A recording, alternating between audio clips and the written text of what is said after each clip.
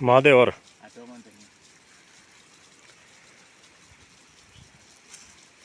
મારું જન્મસ્થાન હરિપુર ગીર, તાલુકો વિસાવદર, જિલ્લો જુનાગઢ. અમારા મોટા મામા છે અને મામાની વાડીએ આ કેસરની વચ્ચે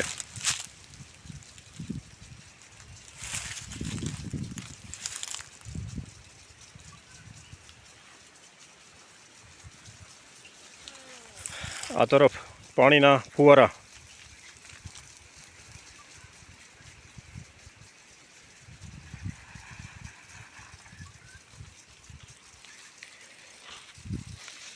આખી આંબાની લાઈન છે.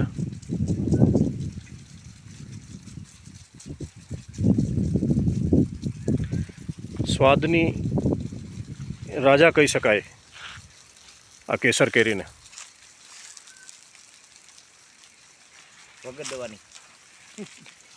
અને આમાં ફળ ઓછા લાગે છે.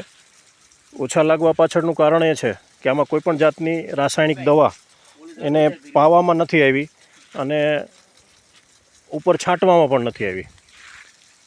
એટલે અન્ય આંબાઓ કરતાં આમાં ફળ ઓછા આવે એ સ્વાભાવિક છે, પણ આ નેચરલ છે.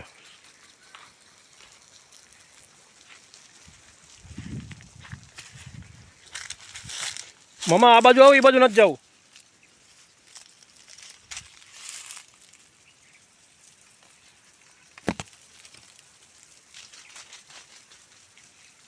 નેચરલ રીતે આંબે પાકતી કેસરનો સ્વાદ અન્ય કેરીઓ કરતાં અલગ હોય છે.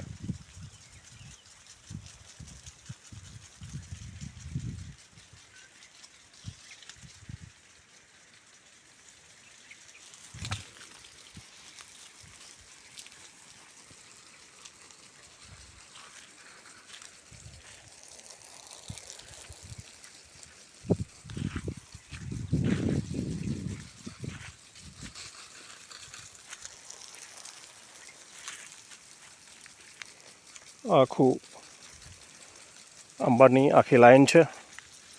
આમ્રવન જેને કહી શકાય.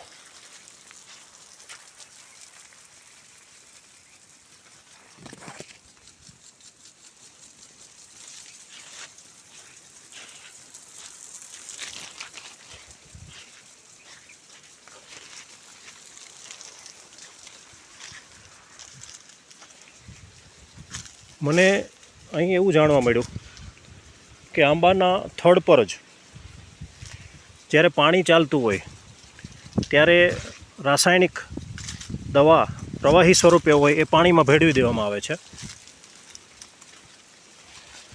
અને એ દવા ભેળવી દેવાથી ફળની સંખ્યામાં ખૂબ વધારો થાય છે. જે પાણી સાથે પાવાની દવા હોય છે.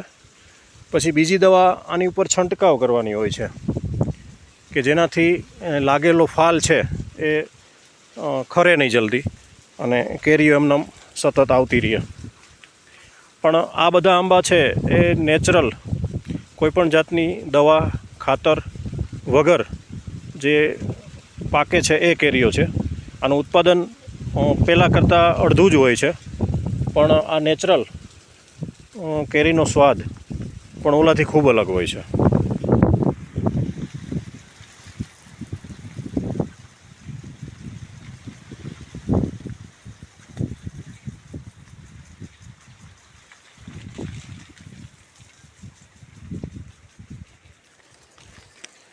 ઉપર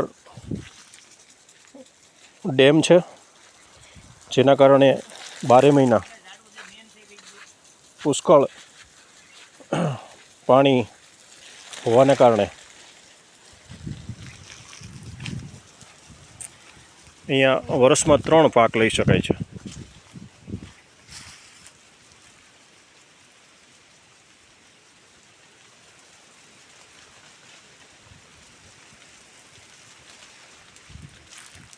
આ તરફ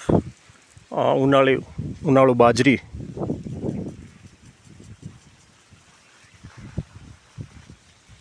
બાજરીનું વાવેતર છે.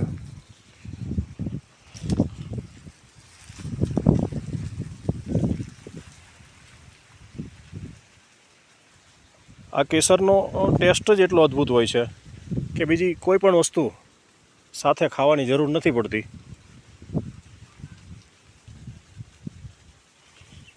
મામાની મહેનતને કારણે આ સામ્રાજ્ય ઊભું છે.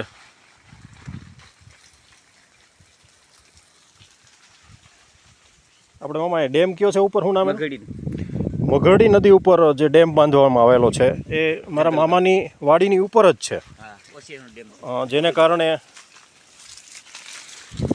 12 મહિના પાણી અહીંયા હોય છે.